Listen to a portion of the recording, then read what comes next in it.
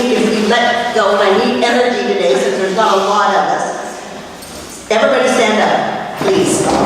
We're going to sing this song a couple rounds.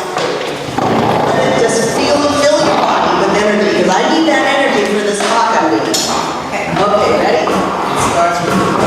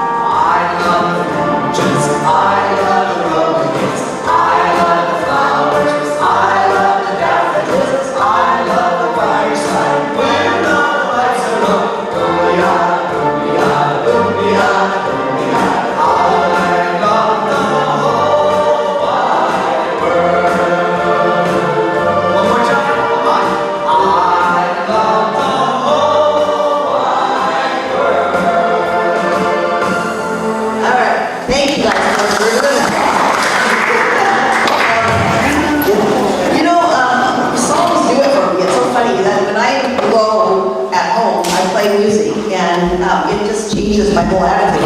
And when I want to quiet down and when I want to feel that silence and that spirit, I find some beautiful music to do that with. I think music is so important to us.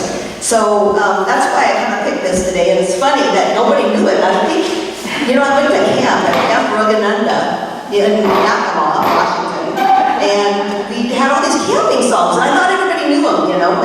And then I find out nobody knew him but me. I thought maybe Steve, he's kind of from my neck of the woods. I thought maybe he'd heard him, but I guess it was me, huh? Girl Scouts. Girl Scouts, yeah, you know, something. Anyway, music touches our lives, and it touches me, and it helps me to thrive forward and to get excited about my life when sometimes I'm not. You know, so today I'm talking about thriving our life. Living not a numb life. Because I think sometimes as we get older that we go into numbness and we just kind of figure that day to day, you know, we'll get by. And I don't want to live that way, and I don't think you do either. I think sometimes it's difficult because we have some aches and pains and there's stuff happening in our life and we have to address that. But I think our day-to-day set point can be thriving our lives. Thoreau said most men live quiet lives of desperation and will die with their song in them. Wow, you know, will die with their song in them. I don't want to do that, because what I know, and I know about me, and I know about you, is that we are magnificent creators. If you know anything about yourself, is that you are a creator. You've created your life so far, with your mind, your thoughts, you know, with the emotions. You've created this incredible life, and you've done it with your feelings, see? And when we feel the passion, right? When we feel this passion, and when we feel engaged in life, and that's what this song kind of does for me, it engages me with life. When we feel inspired and enthused, we thrive. We thrive forward because we are creating at that level of consciousness. You create where your consciousness is, right? So, you know, if you're always numb and depressed and barely getting through, that's what you're creating for your next steps. See? So that's what I'm talking about. If you are there a lot, and sometimes we are, it's time to use your super brain. I'm reading a book by Deepak Chopra called Super Brain, and using that to say, decide, I don't want to live that way any longer. I don't want to do it, and I don't have to do that. You know, I want to thrive my life. So I think that this is an important talk. I do. And I think it's about how we live our life and how we are going to live the rest of our lives. The rest of our lives, no matter how old we are, see? So, I think that we need a vision for our lives, all the time. Now, we've always said here, and we've laughed because we say, God laughs while we make plans. You know, that might be true, you know, but the truth is we have to have a vision, and sometimes that vision doesn't look exactly like we planned, but I still think it's important for us to have a loose vision of where we are going in life and what we want to do and how we want to feel in our lives, right? So here's what I know, and here's what we teach all the time from the very beginning, that we live in a divine field. We live in a God field that is filled with energy. And And when we are plugged into it, see, when we are plugged into it, we start to create at that level. So this talk is really about trying to plug in to that field and what it looks like to live a whole, thriving life. We have to decide first to get plugged in, and then we have to stay connected as much as possible. You know, it's pretty easy to unplug, to come out of that energy, you know. And we do it with our mind. We do it with our super mind. You decide. You know, we all decide our lives. That's what free will is. It's about deciding how you want to live. We choose to decide, and when our mind works with divine power, that's the power of God. And I believe that with all my heart, that we work with something other than just our little ego self. We work with this incredible field of energy, and then we start to create at the magnificent levels that we are supposed to be creating at. So my intent is to inspire you to get plugged in and to shine your light and create a life so that we can create a world and a universe of thriving, of love, of health. You know, that's what I believe we're due. To do that, we got to honor our body. We have to honor our heart, our soul, our spirit.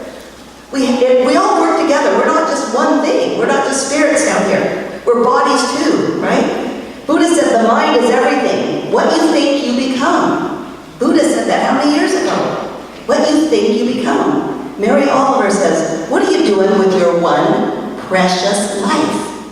What are you doing with that? So I'm going to ask you, what are you doing with the rest of your life? And I want you to think about that. You know, are we just kind of bumbling through every day, or are we making a vision for it? What are we going to do? You know, what's your vision? Gail Knox says it's important for us to have a vision of how we want to live and how you want to spend the rest of your life. And she says, first we have to ask, what do you want? What do you want to be doing? How does it feel when you're doing the stuff that you love to do? How does that feel? How do you want to be in life? How do you see yourself? And sometimes it takes a little quiet to go inside and to really know what it is, your next step. And then you got to stay plugged in. How do you stay plugged in?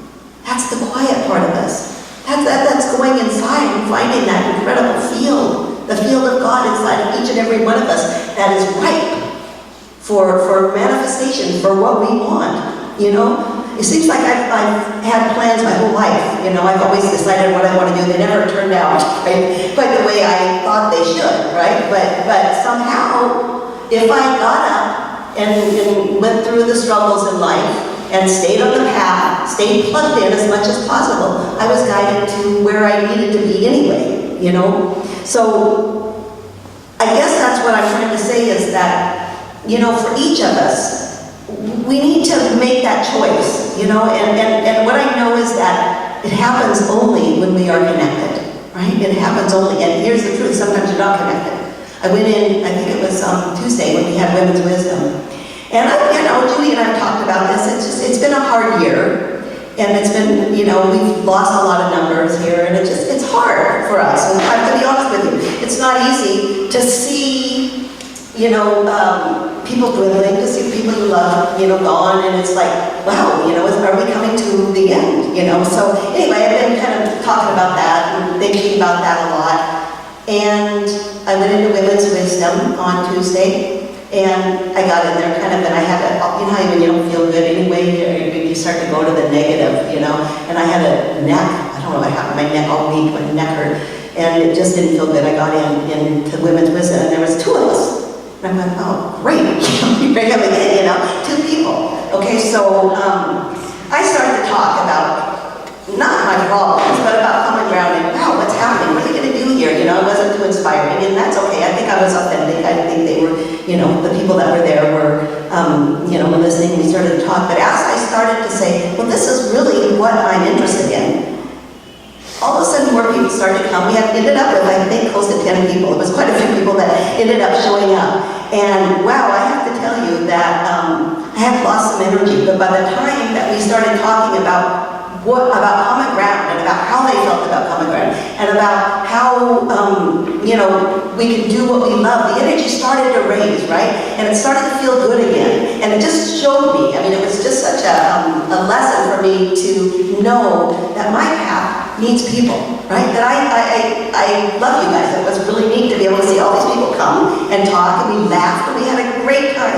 And I was so glad that I felt different than when I walked in. You know, and I happened to mention to him, I said, look, here's what I'm interested in, and I'm not sure, how this relates to Common Ground, but I'm becoming a certified nutritionist in holistic foods, and I'm learning how to take care of your body. I'm exercising it, and I'm learning how to live my best life.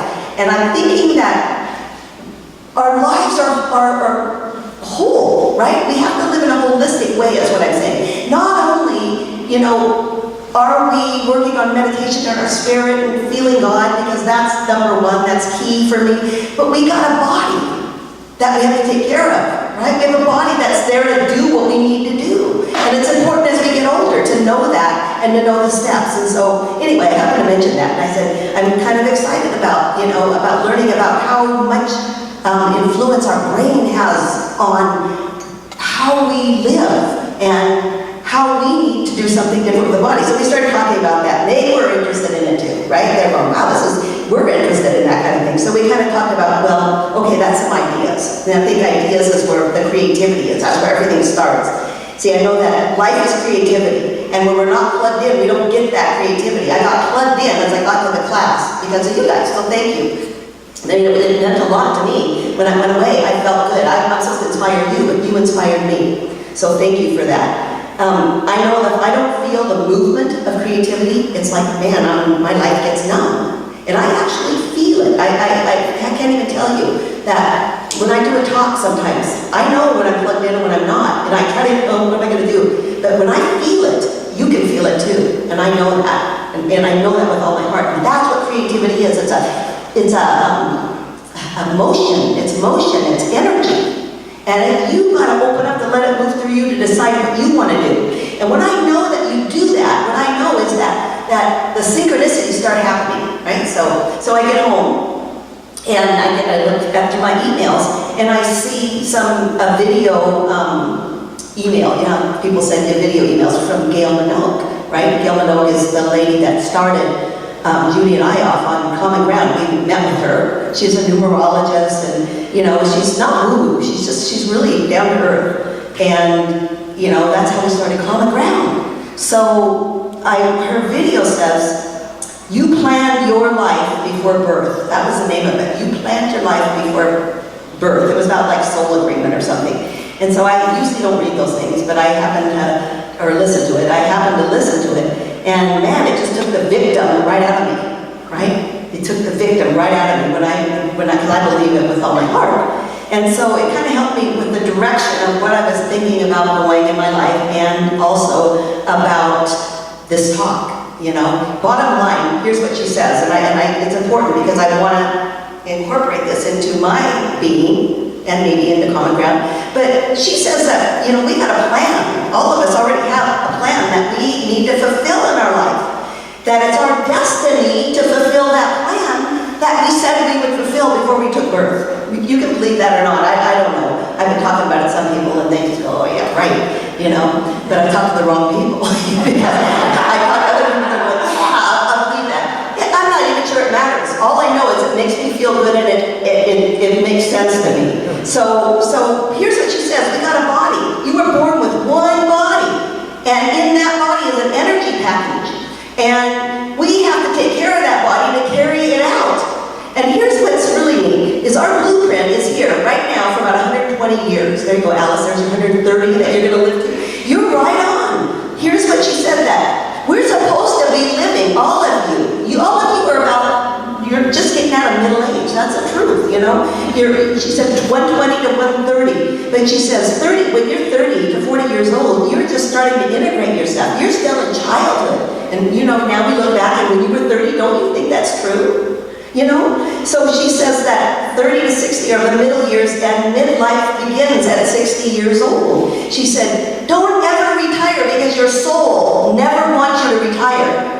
But she's not saying don't retire from your work, we all want to do that someday. She's saying don't retire your life. She said that, what we want to do is the years from 80 to 100, she said, are extremely productive years if our bodies keep going.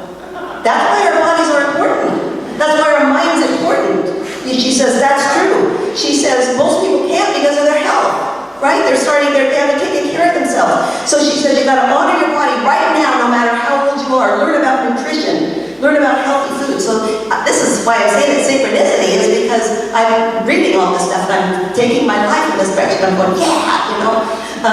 So then she says we have to do that because when we hit our wisdom years, which are 90 to 130, there you go. She says we got to give back the wisdom. You know, then we give back the wisdom. We're still learning, most of us here. All of us are, you know. And that, you know, we owe it to ourselves and the world to be active and healthy and to give back. You know, and that's why I gave a talk once, or I did a class too about the blue zones. And the blue zones are the place is in the United States where people live the longest. Lots of them are well over 100. Well over 100. And they are happy, and they are healthy, and they are productive, giving back to their society. And they all have certain common denominators, right? They all have certain things. And these are what Gail is talking about. She says, you move naturally. I've talked to Julie about that. You don't have to go to the gym. You don't have to work out. It's that you move. You move naturally. You know, you're picking up garbage. You said it was heavy. Some of the stuff you were picking up, Alice is out there picking up a darn tree. I don't know how you do that, but that's what they're talking about. You know, you lift, and that's your exercise. You don't really, you know, you can go to the gym if you love that. I happen to hate it, but I love walking, and I'll keep doing that. But you got to do it, and then you got to eat right, guys. I mean, I don't want to be with somebody and say, I would be embarrassed to eat in front of me or something. But the truth is it's a plant-based eating. You know, she talks about eating meat. Meat's okay, but it's in proportion, right? You know, once in a while. It's not about, picking out on fats and meat and high processed foods. That's all. It's not a big deal. But that's just part of how these people live. And we can do one or many of these and it makes a difference. They all have a sense of purpose in their life. They have got a reason to get up. They got a reason to get up in the mornings, right? They all belong to spiritual community. They might not call it church, but they have a mohawk. We talked about that before. It's a group of people that love each other, that get together, they talk spirit, they don't gossip about everybody. They're whole in their life, body, mind, heart, soul. They're curious. They're keeping their brain alive. That's what I'm talking about. So anyway, I could go on and on about that, and I plan to do that in a class one day. That'll be part of what I want to do. But what I guess I'm trying to get across is, get a vision for your life. Live your life. Don't. She says that if by 70 or something like that, I don't know what the age was. She said, if you don't have a vision kind of for how you want to live your life, that your body starts dying, because your life is supposed to carry your vision. Your life is supposed to carry your passion forward, and if you have no passion, then your body says, okay, you're done. Get a vision. Get a vision. Thriving is about doing your life in the way you want to do it. It's about joyfulness. It's about gratitude. It's about slowing down if you want to slow down at times in your life. It's about compassion. Passion is about loving relationships. Man, it's about your family. It's about your friends. It's about laughing and sharing and caring and connecting and dancing. Right? And doing those dumb songs we just did. Right? That's what it's about. If it makes you feel good, that's what you have to do. But it doesn't hurt anybody else, right? Another thing was drinking wine. I just want you guys to know that red wine, very good for you, as long as you don't do it in, overdo. But a little moderation is good for you every night. So I partake in that once in a while. And so that made me feel good. The stuff you don't do, you're going, oh man, and then the stuff you do, but I'm right on. I'm doing right on. So anyway, I'm reading a book called Happy Healthy Dead. Happy Healthy Dead. That's the way I want to live my life.